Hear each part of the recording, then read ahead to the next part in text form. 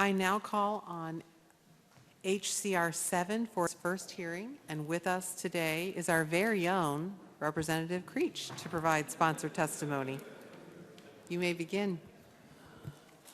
Thank you, Chairwoman John, Vice Chair Dean, Ranking Member Brennan, and members of the Ohio House State and Local Government Committee. Thank you for the opportunity to present sponsor testimony on House Concurrent Resolution 17, which would urge Congress to enact the Sunshine Uniformity Act of 2023, permanently transitioning us to daylight savings time. Under the Uniform Time Act of 1966, states can change to standard time, but not daylight savings time, which requires a change to federal law and transition to perpetual daylight savings time. The main argument for choosing one or the other is that we simply no longer need the biennial tradition of changing our clocks. Each year, from March to November, our clock's set for daylight savings time, meaning that only 1/3 of the year, over the winter, we use standard time.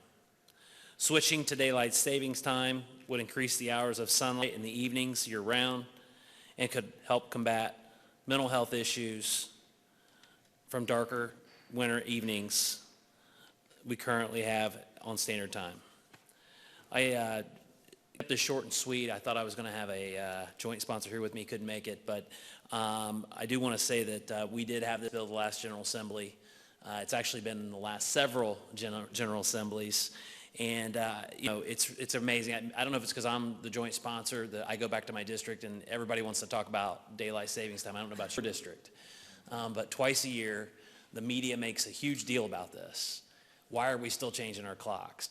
And so, you know, not only I think it's an important bill, but it's a fun bill because when I go around the community and the district, people often want to talk about this bill before other more important things, I think, in the state of Ohio.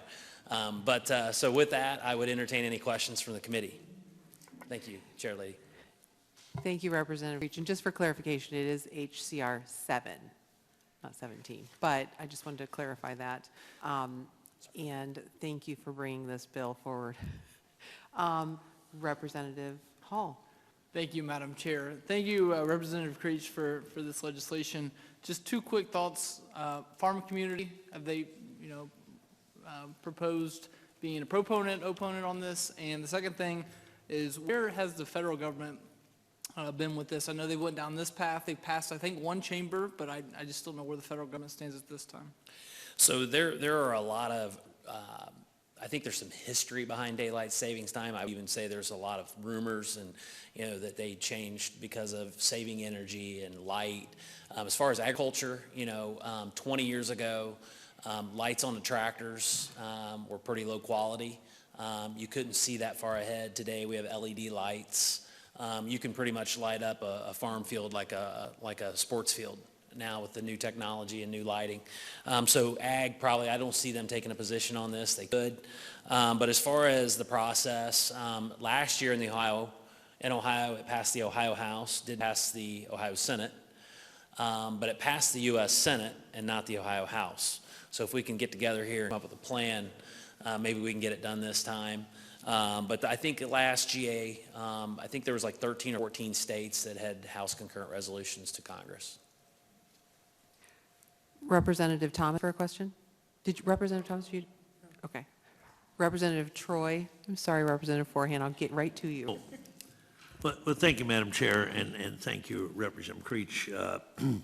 Yeah, there's a long history, obviously, with daylight. In fact, there was a point, and I'm old enough to remember, when Cleveland and Columbus were in different, in fact, there actually was the taverns in Cleveland, as long as they kept a clock in their establishment that bore the Columbus time on it, they actually could stay open till 3:30 instead of 2:30 in the morning.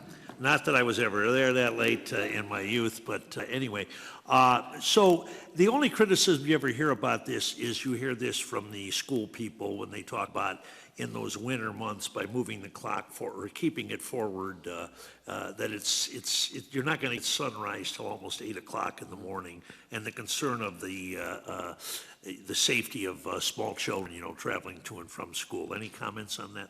Yeah, through the chair to Representative Troy. Yeah, that has been a concern, and there are advantages and disadvantages of permanent daylight savings time. I think the advantages outweigh the disadvantages, but one of those are, the sun doesn't come up until 8:08 at the peak during school season. And I remember the last General Assembly, I got that question, and I said, the same parents that are worried about the kids walking to school or being out waiting on the bus at 8:08 in the morning when it's dark out, their kids are probably out playing 11:30 or midnight on Friday, Saturday night. So if we're concerned about the dark, we probably ought to be concerned about the dark all the time. Because a lot of these kids, at least when I was a kid, I sure wasn't in it. I sure wasn't in it daybreak. When the sun was going down, my night was just getting started. And so, with that said, I see the safety concern, but I think the positives outweigh the negatives when it comes to mental health and physical health. Is there Representative Forehand? Thank you, Chair. Through the chair to Representative Creech. I did have a chance to speak with you, Representative Creech, on this topic, so you know that I support it. And I just wanted to see, and I know this is not, strictly speaking, the substance that we're considering at the moment, but why not change the standard time?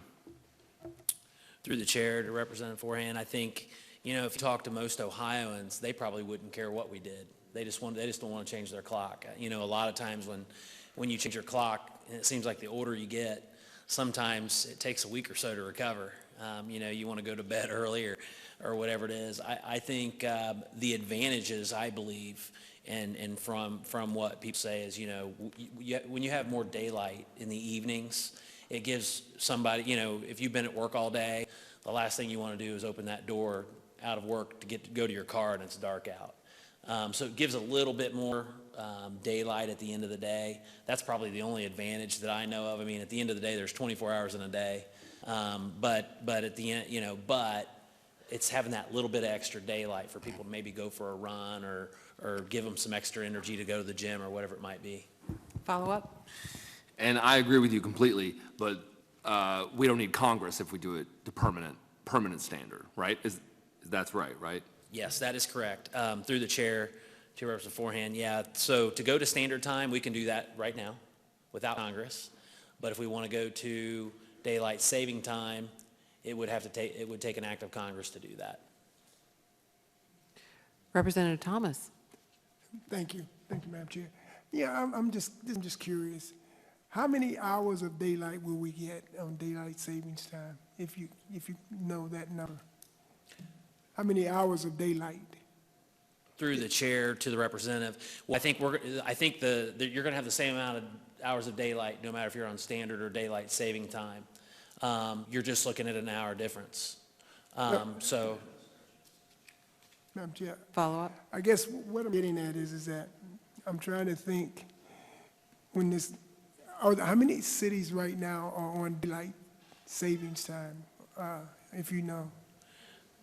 through the chair to Representative Thomas, I do not have that. I will tell you that there are states that recognize daylight savings time. There are states that do not. If this legislation, if this resolution was to go to Congress and Congress was to enact the Sunshine Protection Act, the states that recognize daylight savings time would have to do it permanently. But states that are on standard time and are currently not recognizing daylight saving time would stay on standard time. I would have to follow up with you and let you know how many states are actually using that are changing. I'm not sure. I guess what I'm getting at is that I always think safety, and I always think about crime, and oftentimes crime occurs as soon as it's nighttime. It gets dark, and the creeps come out, if you will. Creeps come out at night. My point, I'm trying to get at this. This might sound crazy, I guess, but I support your bill 110% because, you know, I'd like to see more daylight than anybody. So I would be interested to know if, of other cities that might be on, well, daylight and standard, that's the same thing, I'm assuming, isn't standard time and daylight savings time, are they the same? Through the chair to Representative Thomas. Standard time is what we have, like, so when you fall back, when your clock falls back in the fall, that's standard time.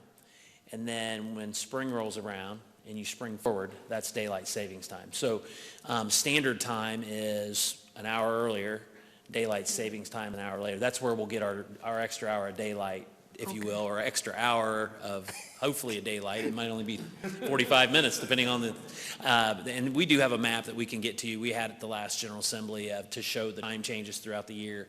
Again, I think I would say this, I think Ohioans just want to have no time change. Yeah. I think that's really, I mean, I love daylight savings time. That's why we're sponsoring this bill, you know, but I think people just get tired of changing their clocks. And I think majority would support DST. I agree as well. Thank you. Yep. So I just have a couple of comments, and I probably follow daylight way more than I should. It's become somewhat of an obsession of mine, and so just in case anybody would like to know, on the shortest daylight of the year in December, we have 9 hours of daylight, and it goes from about 8 a.m. till 5 p.m. So if we were on daylight savings time during those 5 months that we're on standard time, it would go from 9 to 6. Really? And so we would have an hour more of daylight in the evening. Yeah.